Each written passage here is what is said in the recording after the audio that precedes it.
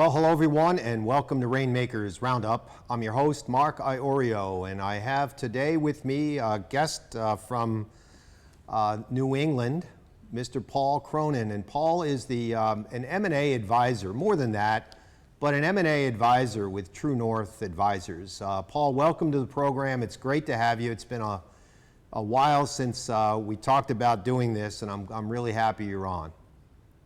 Well, thanks so much, Mark. I really appreciate the opportunity to have a conversation today. You're very welcome. You know, I've had a million conversations with people over the years, running a business, about preparing for some sort of an event to take place. And you and I have had multiple conversations about this.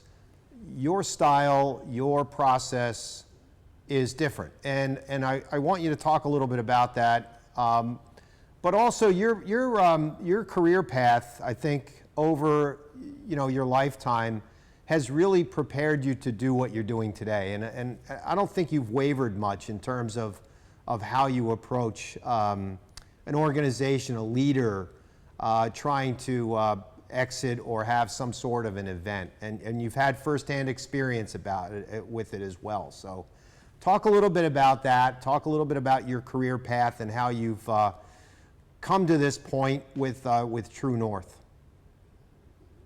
A long time ago in a galaxy far away, right?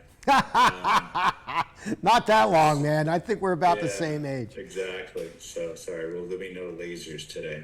But I guess the easiest way to explain it is I've had a now 40-year career in what most people would call sales, but I actually think that's a misnomer. I think the best people who have the title salesperson or business development, what have you, are really the best helpers. Yeah. And the saying I would tell people who are in the sales game is stop selling, start helping. Yep. Because ultimately you're trying to help an individual with an issue or a challenge or whatever. And if you help them come to some decision on that, then you've done your job. Sometimes your job is helping them acquire product and services that you represent. And sometimes it's not doing that because it's not the right thing for them. In either way, you help them. And that's really been, over the course of my life, how I viewed my career, and whether it was a customer or a client, a trusted relationship or more transactional, I've always tried to hold that in my mind as I'm working with people. And even in a networking type of environment, which is how you and I met, so I really try to think first about, how can I help this individual in some way, even if it's an introduction. And it's not because I'm like some really sweet guy. I think I'm sweet enough for a finance guy. It's just I just firmly believe that is foundational to my success. Yeah. So, in terms of my career, I started out, in New York City, right in Herald Square, for New Yorkers know where that is, and working for a manufacturer at like the lowest level of job you can have, and eventually worked my way into management. And over a very long period of time, we grew that business from single-digit millions to almost 100 million and had an exit. Wow. From there, I founded or co-founded 3 different companies in completely different businesses. And each one of those in many ways was somehow, as I like to say, is serving folks in some way, helping them with challenges, whether it was data analytics or golf instruction or exiting a business. Yeah.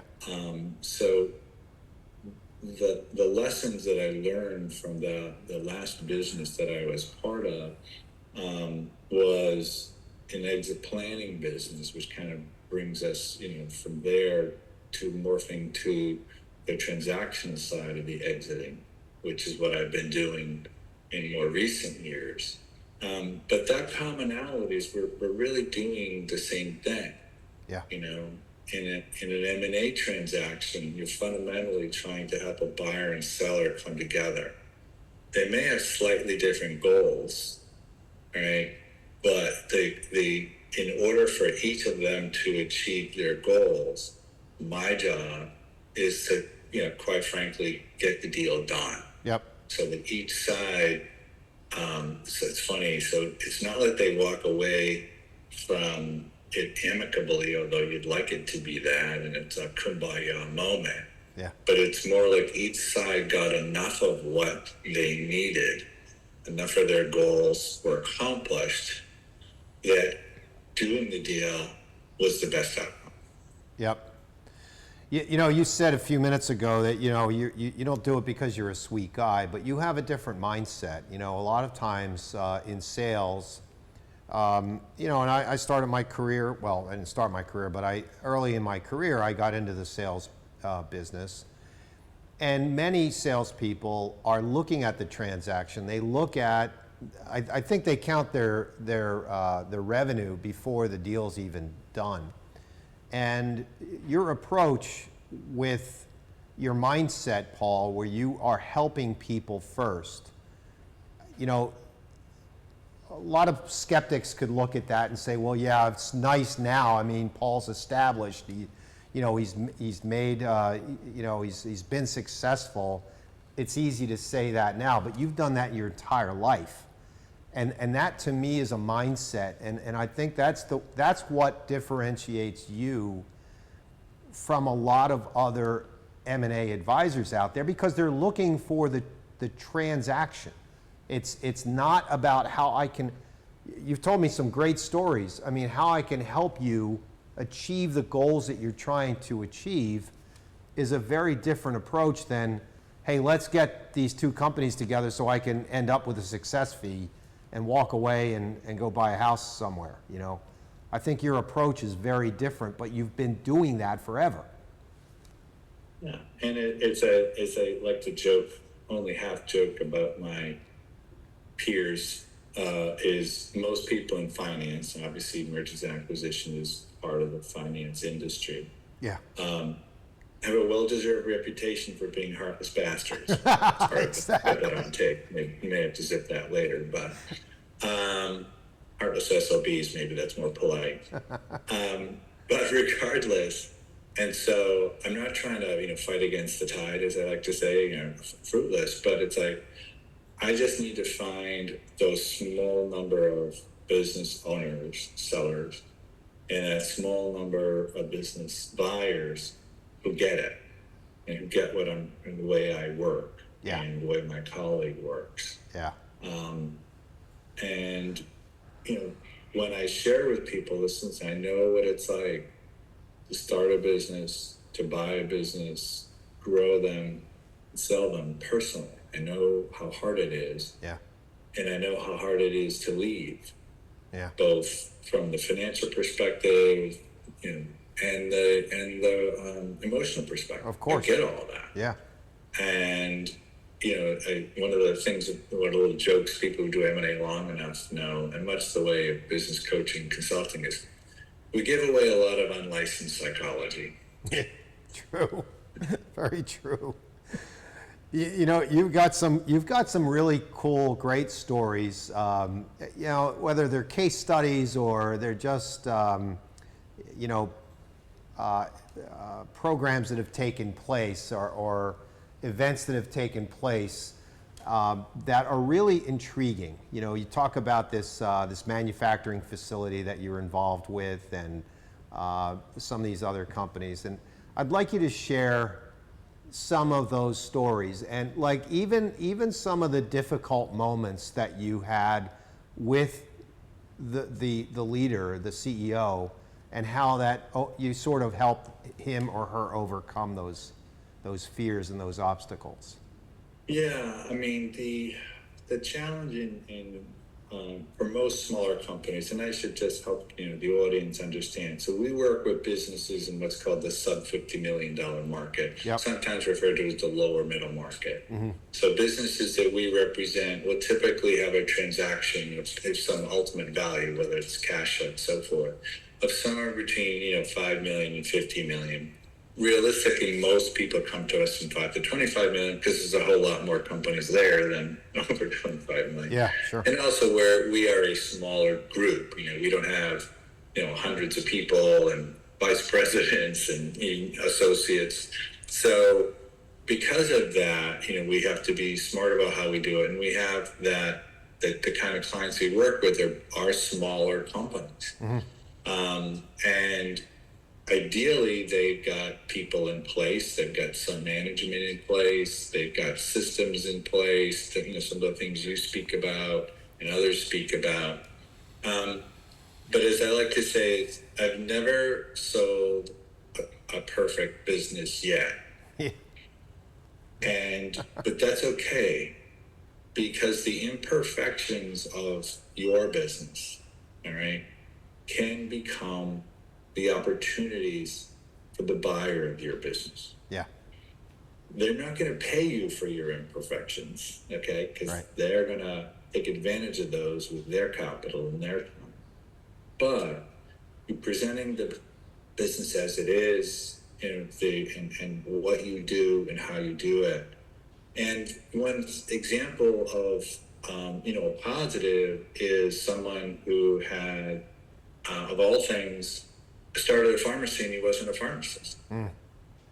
Now, he was motivated because a family member was ill. He had a very difficult long-term kind of health challenge, and realized that there were literally millions of people just like him that were very poorly served by the pharmaceutical industry, or pharmacy industry specifically. Yep. So he started this business and gradually built it up. Doing what you need to do with hiring pharmacists and so forth. But then at a certain point, he was actually so mission driven that most of his profits went back to support charities to help support research and so forth for the underlying health condition that his pharmacy specialized in. There were several conditions, I should say, blood disorders of some kind. And he gradually, was very passionate about it, but because he wasn't a pharmacist, he was not actually, filling the pills, right, kind of a thing. And he got to a place where he was just working a few hours a week. He had another family member kind of looking over the books who really understood, finance. And so he felt good about it. He built a nice small business and was profitable. And ultimately, we talked to probably about 100 different buyers. We ultimately winnowed that down to 6 candidates who recognized the opportunities, who recognized the imperfections, because there were clearly imperfections in this. And the gentleman was smart enough to understand that it's like, okay, this is going to be a different kind of a deal because of the nature of the clientele, the nature of the financials of the business, and how they get reimbursed. But that really didn't matter to the buyer, because the buyer was from the industry. He recognized the opportunity. And was creative enough, and through a series of meetings and building relationships and breaking bread, we get the two sides together so that it is advantageous financially to both parties.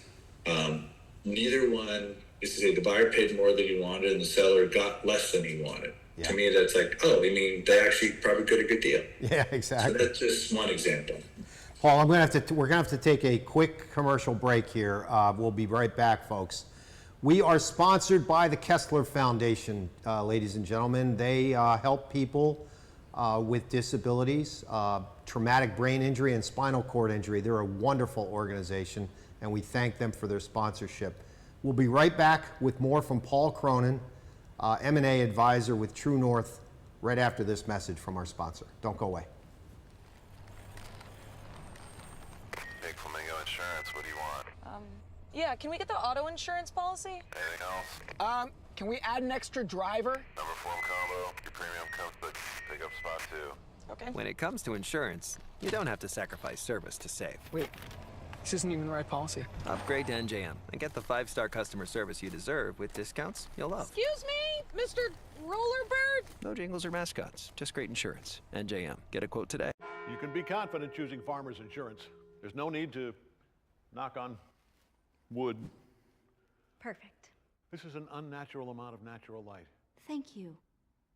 We are farmers. Bum, bum, bum, bum, bum, bum. Hey, Jake from State Farm. I want that personal price plan. So how's this for personal? I draw mustaches on players' faces when they're asleep. Coach Reed, you don't need to get that personal to get the State Farm personal price plan. It helps you create an affordable price just for you. Oh. Coach, it happened again. I'm gonna get to the bottom of this. Call or click to get a quote today. Like a good neighbor, State Farm is there. Welcome back, ladies and gentlemen. I am your host, Mark Iorio. This is Rainmakers Roundup, and I have Paul Cronin with me. And Paul is an M&A advisor with True North Advisors. Paul, it's great to have you on the program. This is a great conversation. I think a lot of people understand a little bit more about, how you go about planning for an eventual event. And the reason I say event is because it's not always an exit. It's not always a merger. It could be an ESOP. It could be, anything that changes the sort of the structure of your business. And before the break, you were talking a little bit about a pharmacy that's sold. And when you hear 100, you've interviewed or gone through 100 different potential buyers, whittle it down to 6, and then eventually get to a buyer who is going to do the transaction. That's a lot of work, and they don't always go as planned, right? Oh, they never go as planned. As they say, what's that saying? I think it was a fighter. He said, "Everybody has a plan until they get punched in the face." I think That was Mike Tyson. And that's pretty much M&A. As a sidebar, what my although M&A stands for mergers and acquisitions. Yep. All right, my nickname for M&A really is migraines and aggravation. You got to have a really high tolerance. And that's actually, while it's a joke, it's actually what makes it very daunting for people who are trying to buy or sell a company. Yeah. Particularly sellers who've never sold a company before. Most people do it once and just have no idea how daunting it's going to be. Mm. And that's also part of the reason why people drop out. As in terms of, people that don't do it, right, don't get it done right. I had a client one time who was a very brilliant artist, and she built an online business all around her art and other similar art. She was a similar artist who needed, marketing and so forth. And she was, doing nicely, making, a little business, working out of her apartment, third-party logistics and so forth, and kind of set up the nice things to build a lifestyle business. And then she ended up getting introduced to VC, and they, convinced her to take all this money on as a convertible note, which is a debt instrument. And next thing you know is it's like, go, you got to do all this stuff. And it was the wrong stuff. And it was really a tremendous mismatch. And ultimately she came to understand that she never should have taken that money because her business model really wasn't built for that. Right. And there were a lot of challenges with this particular VC. So then she comes to me and she's like, I have to sell my business, which is the very worst thing you ever want to tell a business, and someone in my world, M&A, business work, what have you. Yeah. Every single time somebody says, you have to help me sell my company, it's like, there's probably nothing to sell. And in this case, it was a lifestyle business that had, a very significant amount of debt. It was a way to deal with the convertible debt instruments. But it was unfortunate because it could have been a really nice lifestyle business. And with the right structure, it potentially could have been something sellable, not a standalone business. But somebody might have acquired it had it been built appropriately, and it wasn't.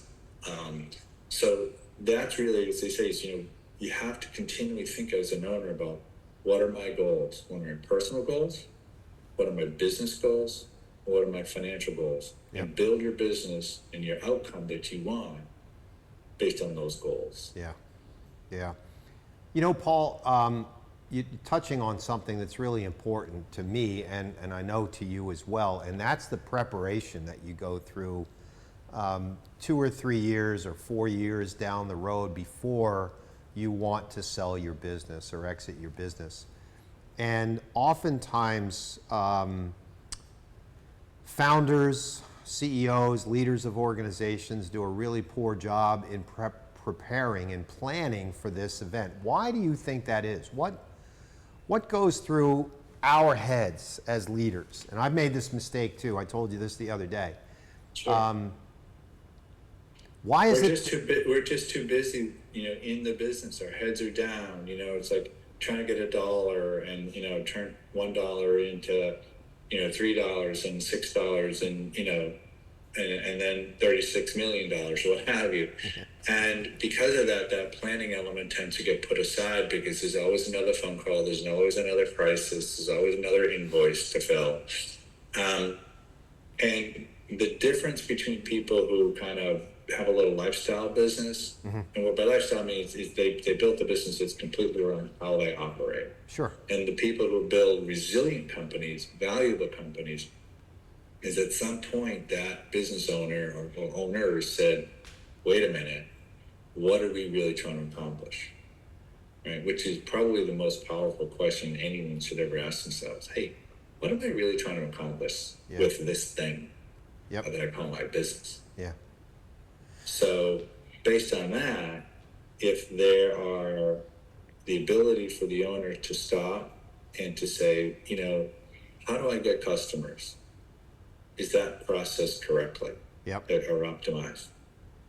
What are the operations? Are we actually making the widgets the best way? Are we shipping the widgets the best way? Yeah. Are we hiring people? Yeah. Right? As you look at each of those elements, and I know I'm sort of preaching to the choir here, Mark, but very few owners do that. But most successful owners, and even people who build sometimes multi-million-dollar companies, they're very opportunistic. Oh, there's an opportunity. Let's grab that. Oh, we've got some revenue. We've got some profit. Sounds good. Without the discipline of saying, what's the risk of taking that on? Does that ultimately it may add value, it may add revenue, and it may add some profit, but to a potential acquirer, it's something like, what'd you do that for? Right? And so keeping in your mind, like, who would buy your company someday, or internally who would take it over? And here's a quick story. We had a gentleman who, second generation, built a nice business. He and the others in his generation, family business, and they got to a point where it's time for the next generation to take it over. And the next generation is, and they said they got a valuation for the business. It's a very asset heavy business. And the valuation came back, and the next generation, we're not going to pay you for that. And believe it or not, the next generation said, you know what? We could easily buy these assets that actually help generate the cash flow used with somebody else, take the customer list, and build a business ourselves and pay you guys nothing. Yeah. Because that company had not built things in place, any covenants, non-competes, any of those things. And they also had, which happens very often, is they were so petrified of debt that all their cash flow each year went to when they're buying new equipment, all right, to pay down that equipment really quick, and also reduce their tax liability. So they were very asset rich and profit poor. Yep. Yeah, I think it goes back to the mindset that you talked about very early in the interview, and that was, you're here to help people. There's other folks in the migraine and aggravation business that are looking at the transaction, and they're counting their revenue basically. And I think there's the mindset with leaders who want to put a process in place, that want to have an operating system in their organization, versus the opportunistic leaders who want to drive revenue, and they're chasing a buck. So that's basically the difference between the planners and the folks that are, you know, they want to sell, but there's no preparation to do that. You know, we're coming down to the end of the interview, Paul, but, you know, you and I met through a networking group. It was really fortuitous, and you pointed out some really cool things to me in that networking group. It wasn't necessarily built for what it was, what the benefit was, and that was that many of us got a chance to meet one another and maybe even work together. The inspiration that you have had over the years, where does that come from? Where are you, or who are you inspired by? Or what are you inspired? I would say that, I mean, clearly there have been lots of different people, people have mentored me, you know, professionally and so forth.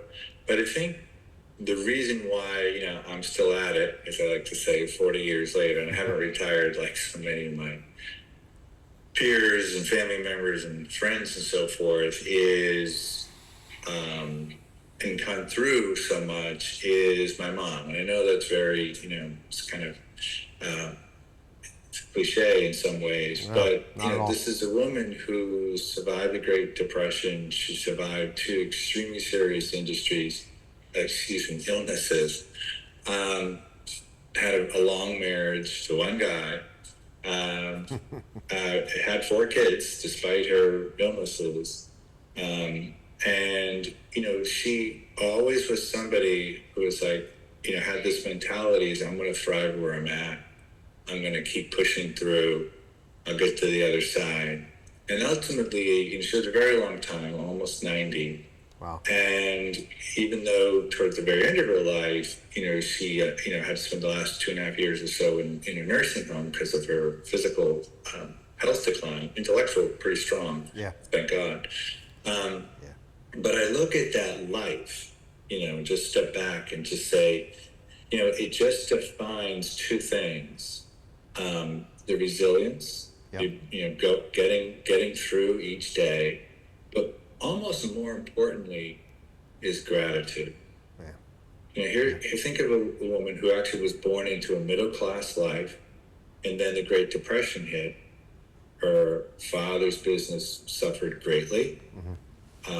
They lost the family home with, I think, 5 kids or 6 kids. Wow. Had to scramble and move, you know, and it didn't matter. Yep. You moved on. You moved on. You moved on. Yep. You know, lost her husband at a relatively young age. Didn't matter. Yeah. You move on. Yep. You make it work. Wow. You know, and she was definitely a woman of faith, and I think that was part of it. And I'm not trying to preach in any way, but I think that was also foundational to her ability to live with a sense of gratitude. Because let's face it, you know, there's always somebody, what is that saying? There's always somebody taller, richer, and thinner than you. Yeah. So get over it. Yeah, exactly. Paul, that was great. I really appreciate that, and thank God for the moms out there like yours. I mean, that's wonderful. Thanks for joining us on Rainmakers Roundup. Just tell the audience how to get in touch with you, please, and. Sure. Yep. Best way is just email me, P. Cronin, CRONIN, at TNAG, TNAG.org. That's True North Advisory Group. And if that doesn't work, find me on LinkedIn, Paul F. Cronin. Got it. Paul, thanks again. I really appreciate you coming on Rainmakers Roundup. Have a wonderful week, and we'll see you soon. All right, folks. Thanks so much for having me. Yeah, you're welcome. My pleasure. Okay, folks, that is a wrap. We'll see you next time. Have a wonderful week, everyone.